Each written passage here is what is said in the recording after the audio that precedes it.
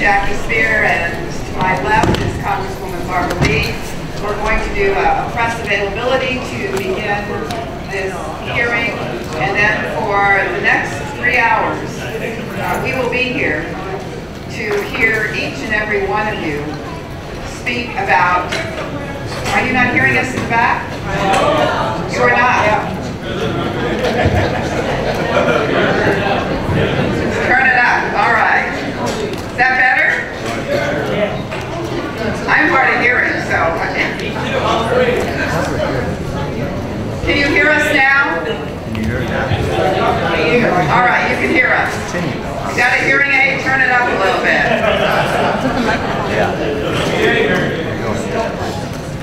Well, welcome everyone. I know I speak for myself and probably for my colleague, Congresswoman Lee, that we are in a room full of heroes. And we are going to make sure that the Veterans Administration doesn't forget that we are in a room full of heroes that deserve to have each of their claims handled in a timely and expeditious fashion. Now, this hearing is taking place because we know that there is a problem at the VA office in Oakland. It's a problem that we intend to have addressed immediately so that these claims can be handled in a timely manner consistent with the law, which suggests that they need to be handled within 4 months, not 2 years.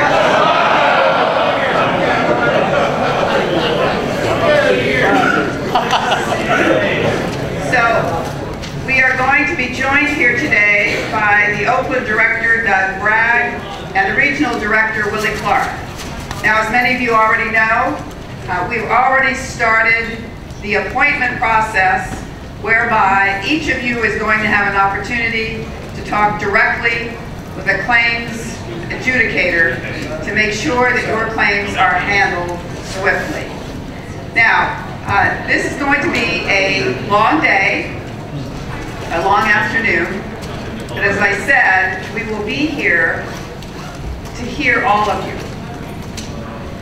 Our country is swift to go to war, but not swift in responding to the war heroes when they come home. Amen.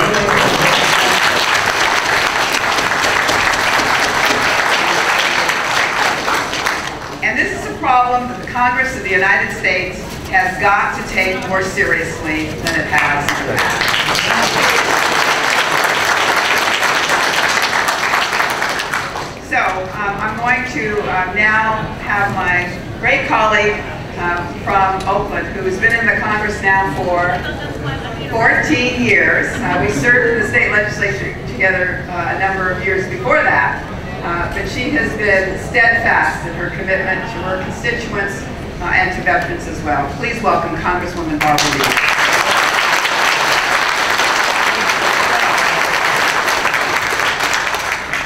Thank you very much. And first, I just have to thank Congresswoman Jackie Speier, not only for her leadership on this issue and on bringing us all together, but her steadfast commitment to ensure that some justice really is provided for our veterans. Thank you.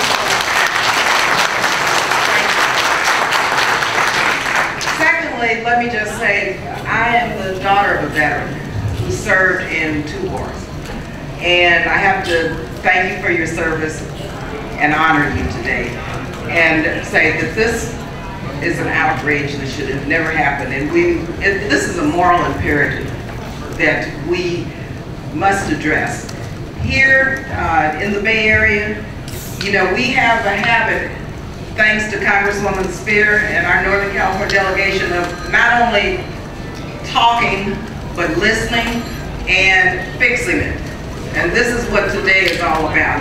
This is not just about, yes, we want to hear from you because we need to know what the issues are that we can take back to DC so that we can fix it at the national level. And we have, just last week on the Appropriations Committee, begun some additional laws that would help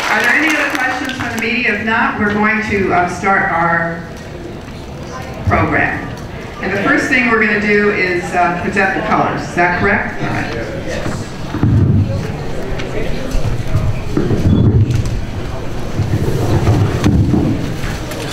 Please stand.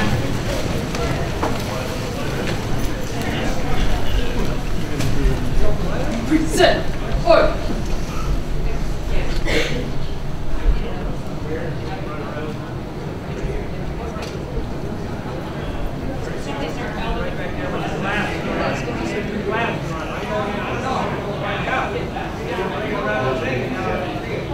I pledge allegiance to the flag of the United States of America and to the republic for which it stands, one nation, under God, indivisible, with liberty and justice for all.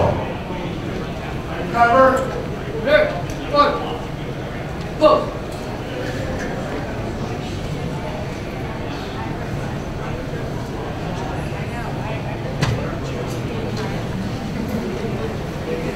be seated.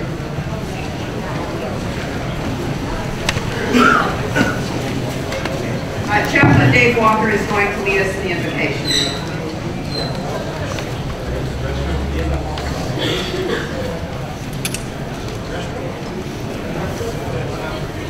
I'm Dave Walker. I'm a chaplain at Campbell Police Department. I'm also a combat vet, and did 2 tours of Vietnam. The first tour of the Wei Phu Bai area. I see some 101st Airborne guys out there. Did you happen to be in Camp Eagle?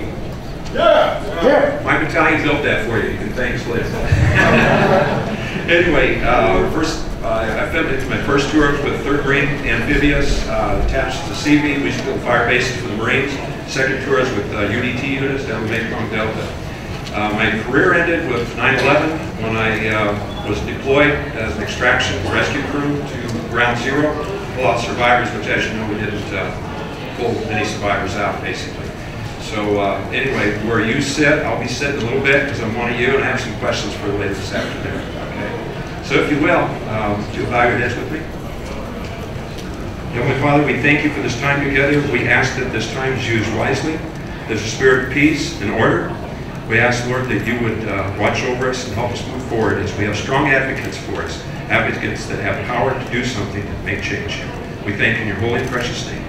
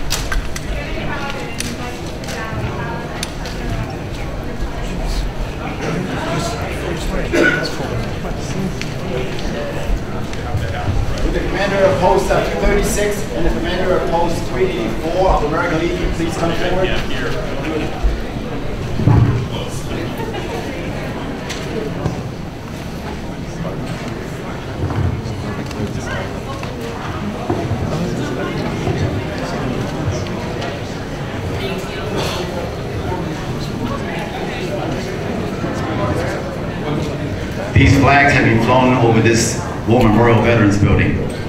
This is in appreciation of the Congresswomen's effort to try to solve some of the problems that we've been having.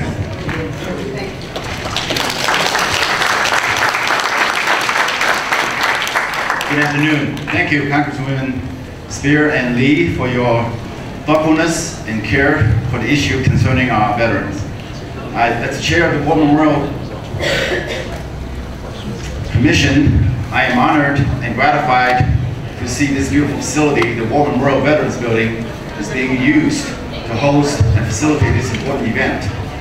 One of the main reasons for the existence of the American Legion is to safeguard and advocate for the improvement of benefits earned by the sacrifice of veterans.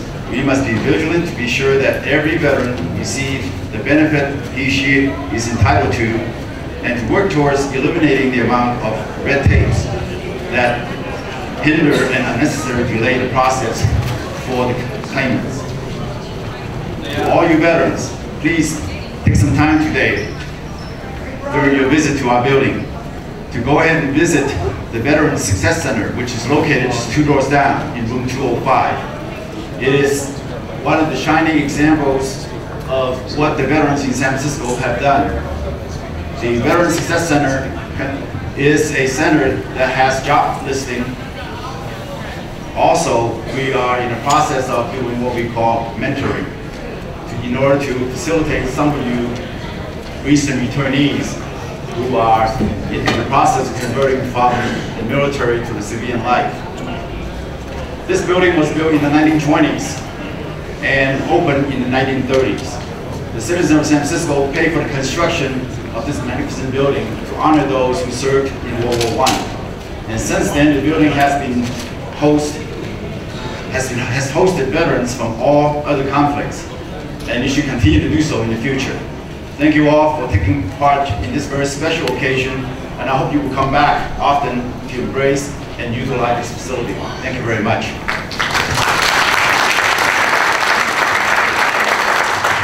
Thank you, Chairman Lum.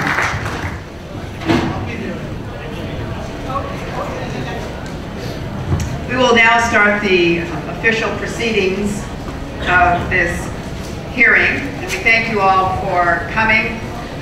We have an overflow crowd here, as you can see, and many more veterans in the hallway. There will be opportunities for them to observe this hearing in another room. I want to thank you all for coming here today.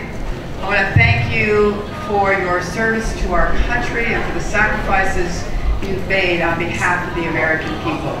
We're deeply indebted to you for all that you have done. Everyone knows why we are here. There is an untenable backlog at the Veterans Administration Oakland office, and we are here today to address it. Everyone agrees that we must improve the delivery of services out of the Oakland VA. We know the history now, we know the audit results, we know the data, all of which are damning. It's easy to point fingers, it's harder to fix problems. But you have our pledge here today that we will fix Oakland VA.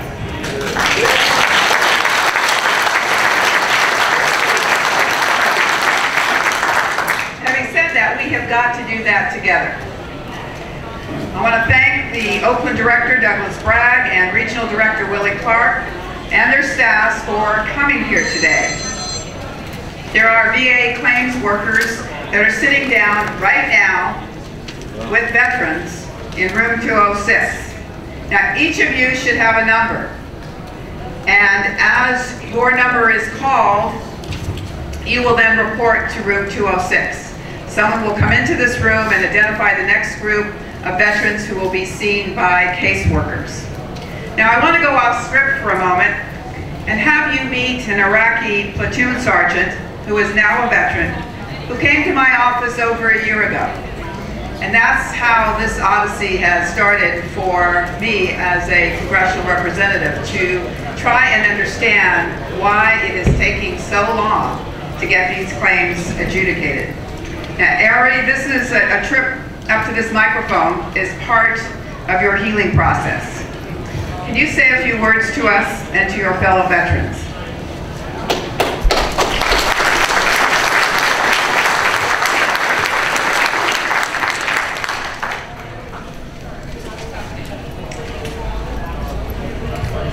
Congresswoman Speier, Congresswoman Lee, distinguished veterans and guests. My name is Sergeant First Class Ari Sonnenberg. I was deployed 3 times to Iraq and 3 times to the Balkans during the genocide wars in Bosnia and Kosovo. I'm also a veteran suffering with the readjustment necessary to function as a productive citizen in our society. I'm a combat veteran with post-traumatic stress disorder and a traumatic brain injury. I suffer from this depression and the haunting memories of the horrors of war, which has caused me to attempt suicide. Why am I telling all of you this? I'd like to use this opportunity to express to the VA benefits section how the unnecessary delay, the loss of documents, and mishandling of information caused added stress and anxiety to my already difficult life. It also added stress to my loved ones. After over a year and a half of getting run around the VA system, I called the Congresswoman's office. Congresswoman Speier and her district director, Richard Snefford, went above and beyond what was required of them to make sure my claim went through in a reasonable time frame. I'm grateful for what they have done for my family and me. They have given me hope and held a poorly trained and ineffective regional office accountable for their mistakes.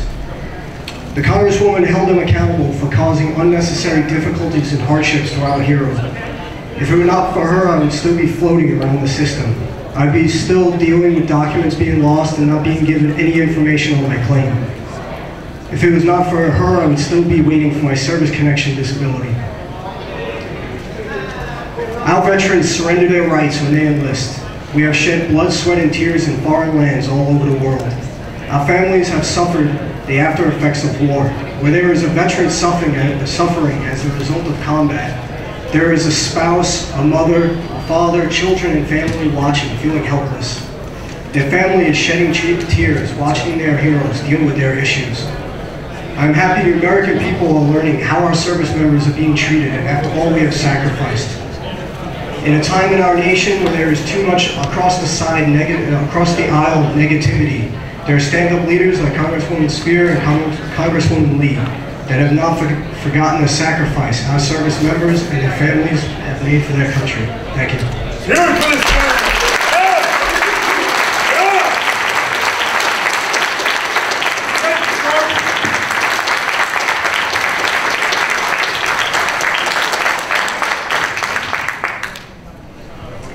Let me conclude by quoting our first president, George Washington, who said, "The willingness with which our young people are likely to serve in any way, no matter how justified, shall be directly proportional as to how they perceive the veterans of earlier wars were treated and appreciated by their nation." You know, the language is old-fashioned, but the thought is timeless and critical to our democracy. I want to thank the hosts today, the American Legion Enterprise Post 236 and the American Legion Cathay Post 384, and the staff of the War Memorial Commission. They've done a great job assisting us today. And now let me introduce Congresswoman Barbara Lee for her opening comments.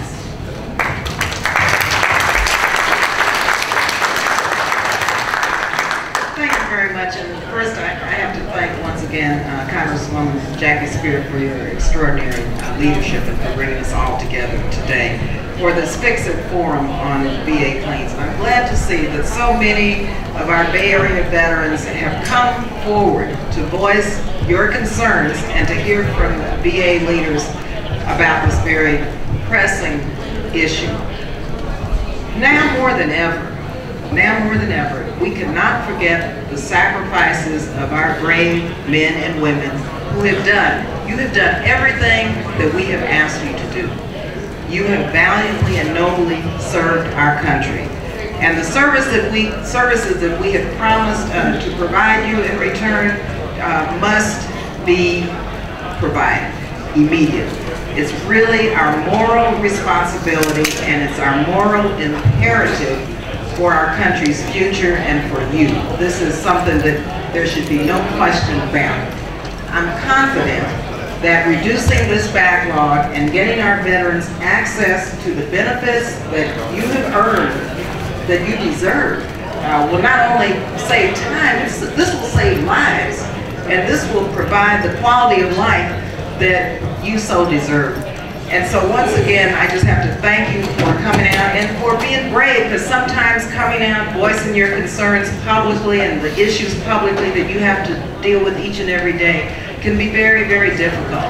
But I'm very honored and very humbled by your presence, by being here. And as I said earlier, what is taking place here out of the Oakland office and in Northern California is very important to the rest of the country, because the eyes of the country are on us. so goes how we treat our veterans here in the Bay Area, so goes the rest of the United States of America. And so thank you again for coming out, and I look forward to listening to you, because this is a day that we want to hear from you, but also we want to do what we can do to fix it. Thank you again.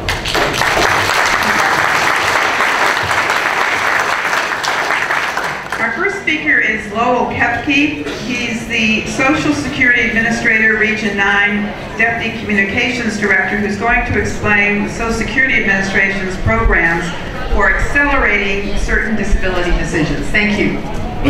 Thank you very much, Congresswoman Speier and Congresswoman Lee, for inviting me.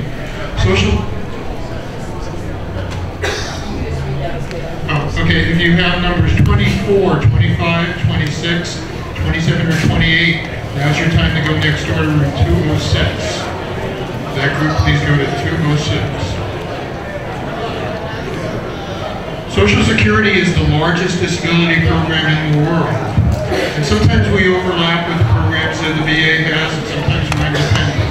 But Social Security learned two things a long time ago. Number one, someone with a disability who cannot work needs to have some help, and that they can't be waiting for that help. Second thing we learned a long time ago is that our veterans, very special people in this room, and I'm a veteran of the Air Force, those veterans needed some special attention to make sure that they didn't have to wait. So I was given a couple of minutes to chat with you about the kinds of things that Social Security has been doing to speed up our process.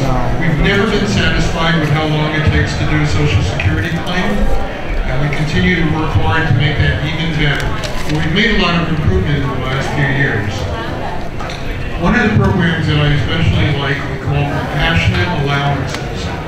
The way that program works is we have identified over 100 specific diseases and conditions under which people don't normally get better. And then rather than make people wait for their benefits, if they have that condition and have the medical evidence to show that, we immediately say they meet the requirements for disability, and we can speed that up. Someone with one of those conditions, their benefits get processed in weeks, not months. A similar program we have is called Quick Disability Determination. Here we're using computer models. Social Security has processed hundreds of thousands of disability cases, so we know which ones are most likely to be allowed. And if we have an application that meets the model of those that are most likely allowed, we speed those up. Weeks, not months. And we're using technology to help speed our things up. We have participating medical facilities are now sending us their information electronically. No more photocopying, faxing, mailing big files of disabilities. It's all done with the push of a button. Really speeds the process up. We also, of course, when somebody applies, we need their permission to get their medical records, to protect your privacy and your confidentiality. In our old days, you used to have to fill out a form, sign the form, mail us the form. We'd have to mail it to the medical provider. All electronic now. Push a button on the internet at socialsecurity.gov, and it's all done quickly. We save weeks there with the mailing. Specifically, Department of Defense facilities. For those of you that are treated in a Department of Defense facility, not VA yet, but we're working on that. With the defense facilities, we already have agreements to get their medical evidence electronically. No more big medical files taking a long time. And finally, let me tell you that the Wounded Warriors, and we have a whole program just about Wounded Warriors. And for our program now, we're looking at the younger warriors, those that served in Afghanistan and Iraq since 2001. No, actually, they could have served anywhere, as long as it's since 2001. Those that were injured while serving the nation, their cases go to the top of the pile. They don't have to wait. So my message is Social Security is here to help you. If any of you have questions specifically about Social Security after this meeting, come find me. That may be difficult in the crowd, but I'll be here. And if you need assistance with your Social Security claims, certainly our members of Congress are available if you're having any trouble getting your claim processed quickly. Because our goal is to not make you wait. Thank you.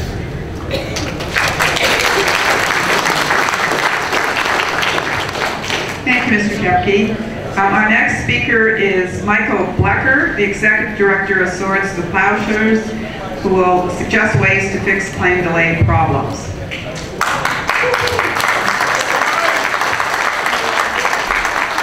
Thank you. It's great to see this turnout. This is what democracy is all about, right? Right. And the reason it's not just a good turnout, but there's tremendous interest in part of the public. The public wants to see this problem solved. The public wants to see this problem solved. The people are going to put pressure on our leaders to make sure this problem is solved. And we have to be out there telling them what's going on. So this is really crucial.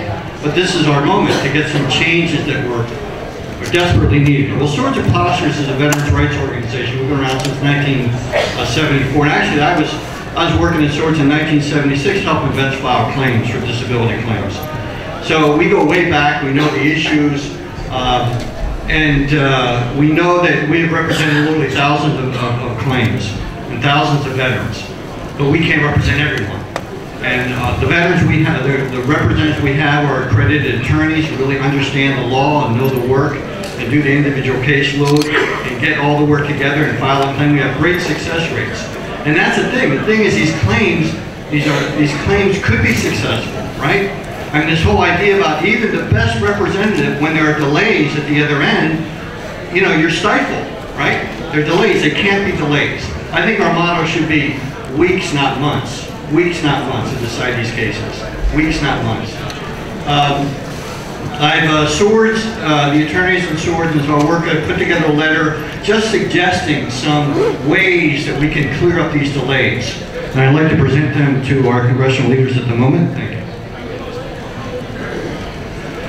And I think the key thing is there has to be compassion and caring throughout the entire system.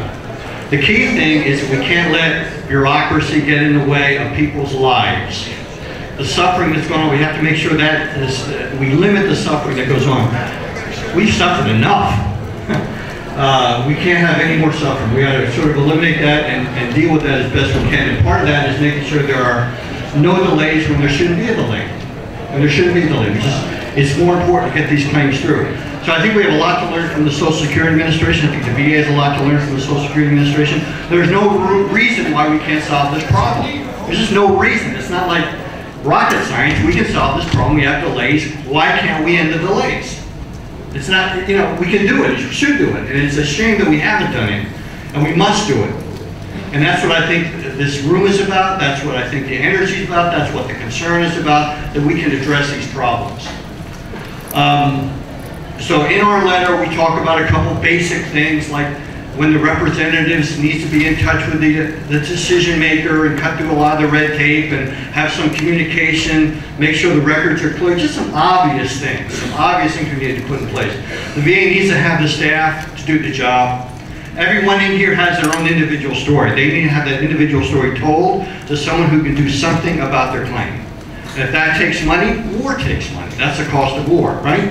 The cost of war doesn't end when the battle's over. It goes on. So,